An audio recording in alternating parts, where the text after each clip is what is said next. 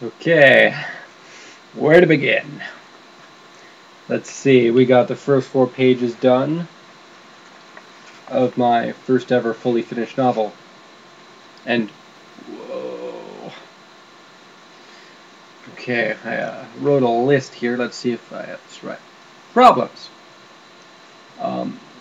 As you know, and as I was taught in my writing class, the beginning of a novel is important. Absolutely important. And not only novels, but movies, video games, comic books. I swear, the first few pages, minutes, first hour of a game, those determine whether people want to keep reading, playing, or watching. And wow,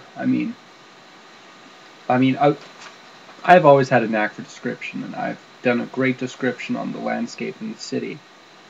But, God, it then starts to preach about like survival of the fittest and stuff. Man, shit, I wrote this years ago. It's good that I didn't look at it till much later, because wow. The worst part is I remember sending this to a writing competition. Yeah, no wonder why I failed. Let's see, rambling with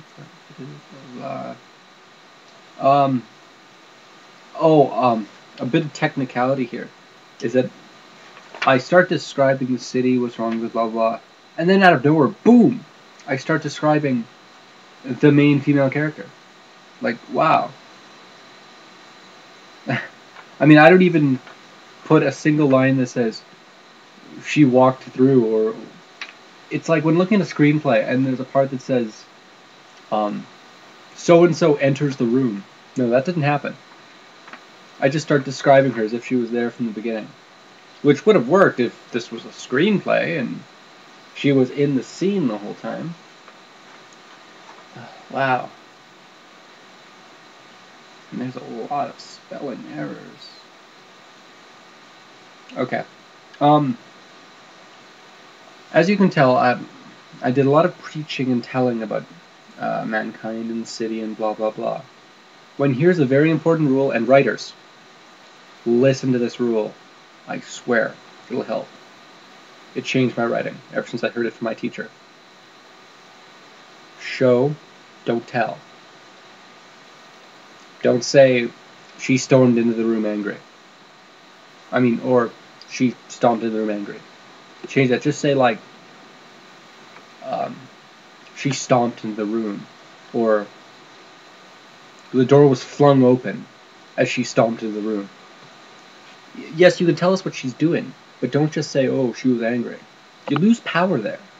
The moment you put something into people's imagination, you increase the strength of what you're doing. Some of the best scenes I've read in books are ones where they don't exactly tell you what's going on. You have to stop and think about it. And, wow, I wish I knew that a good 5 or 6 years ago. How long ago was this? Let's see, years of college now. Okay, I know. I finished this in like my in the end of the second year, or just the beginning of the third year of high school. Wow, that was a long time ago. Okay. Not only am I going to bitch about my writing in these segments, but I'm also going to talk about what I would have done better. So I also have that written down too. Notes are a good thing. First of all, I would have rewritten this by starting by describing her. Because, she is the main character of the book. And as long as the writer knows she's there, as long as the reader knows she's there, then I could probably get into describing the world around her, instead of just having her kind of pop into existence there, like that. That was weird. And it only seems weird when I'm looking at it now. On something I would do is that I would probably have her running away from something. Right away. Right in the beginning. That would catch the reader's interest. And they'll go, where's she running? I should read on.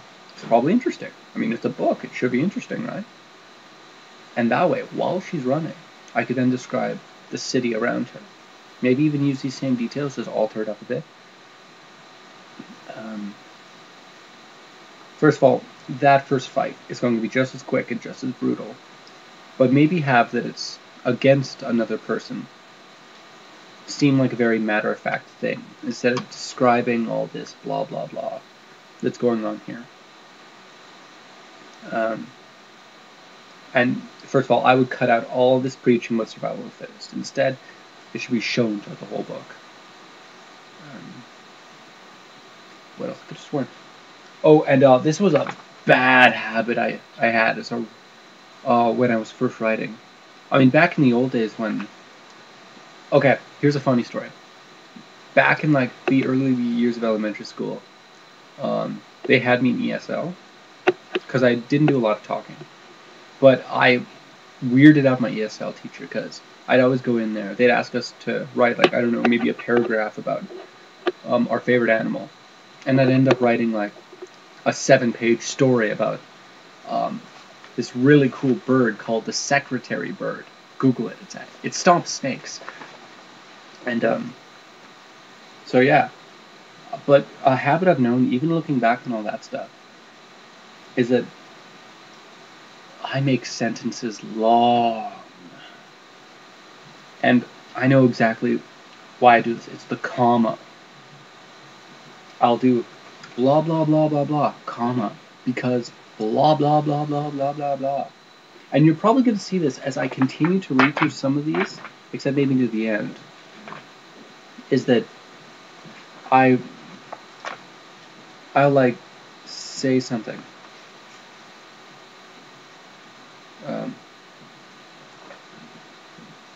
I mean, I'll seem almost out of breath by the end of a sentence.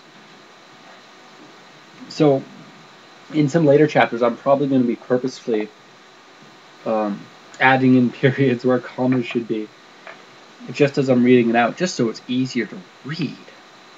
Wow. Well, that was the start of my first ever novel.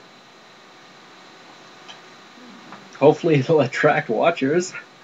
I mean, even if it's too messed up to be considered a good book, I mean, this train wreck can be great entertainment. I mean, it's like watching Cops, except with grammar Nazis. That's always fun. See ya.